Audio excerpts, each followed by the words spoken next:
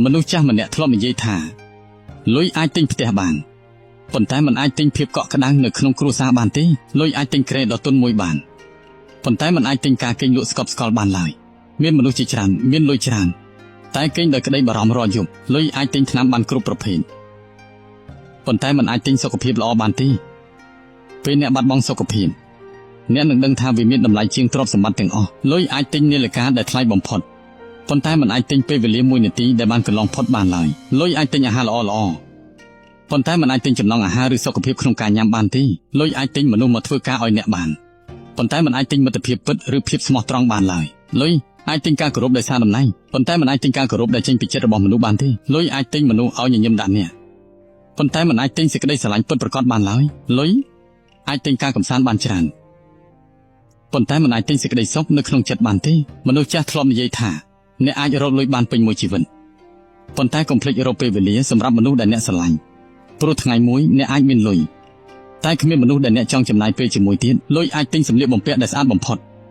ប៉ុន្តែมันអាចទិញបុគ្គលិកលក្ខណៈដែលល្អបានទេមនុស្សនឹងចងចាំអ្នកដោយសារអាកប្បកិរិយាមិនមែនដោយសារសម្លៀកបំពាក់ដែលអ្នកពាក់ទេលុយអាចទិញផ្ទះដ៏ធំមួយប៉ុន្តែมันអាចទិញសុភមង្គលនៅក្នុងផ្ទះនោះបានឡើយពេលខ្លះផ្ទះតូចមួយដែលពោពេញដោយក្តីស្រឡាញ់មានតម្លៃជាងវិមានធំលុយអាចទិញសៀវភៅប៉ុន្តែมันអាចទិញប្រាជ្ញាបានភ្លាមទេប្រាជ្ញាកើតចេញពីការរៀនសូត្រការអនុវត្តនិងបទពិសោធន៍លុយអាចទិញការធ្វើដំណើរទៅគ្រប់ទីកន្លែង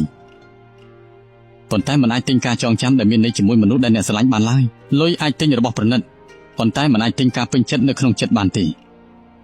មនុស្សជាច្រើនមានគ្រប់យ៉ាងតែនៅតែមានអារម្មណ៍ខ្វះខាតមនុស្សចាស់ធ្លាប់និយាយថាបើអ្នកចង់ក្លាយជាអ្នកមានពិតប្រាកដ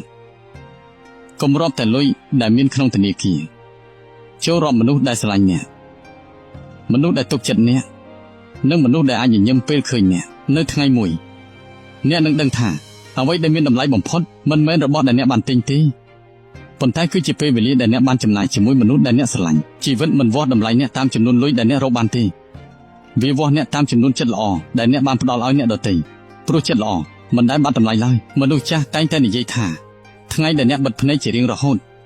គ្មាននរណាម្នាក់ចងចាំថាអ្នកមានលុយប្រមាណទេប៉ុន្តែពួកគេនឹងចងចាំថាអ្នកជាមនុស្សបែបណាមនុស្សចាស់បាននិយាយថាមុនពេលអ្នកខិតខំរកលុយសួរខ្លួនឯងសិនថាតើអ្នកកំពុងបាត់បង់អ្វីខ្លះដើម្បីបានវាបើថ្ងៃមួយអ្នកមានគ្រប់យ៉ាងតែគ្មានសុខភាពគ្មានគ្រួសារនិងគ្មានសេចក្តីសុខ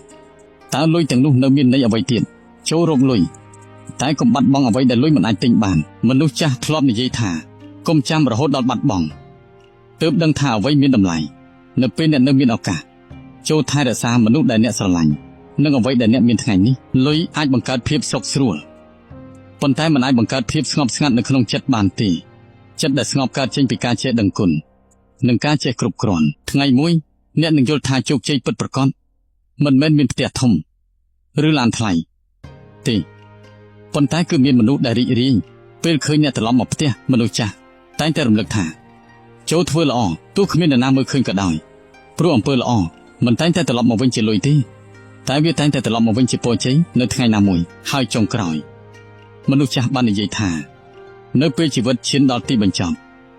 អ្នកនឹងមិនសួរថាអ្នករកលុយបានប្រមាណទេអ្នកនឹងសួរថាតើអ្នកបានរស់នៅដោយសេចក្តីស្រឡាញ់បានជួយអ្នកដទៃនិងបានរីករាយជាមួយមនុស្សដែលអ្នកស្រឡាញ់គ្រប់គ្រាន់ហើយឬនៅព្រោះទាំងនេះហើយគឺជារបស់មានតម្លៃដែលលុយមិនអាចទិញបាន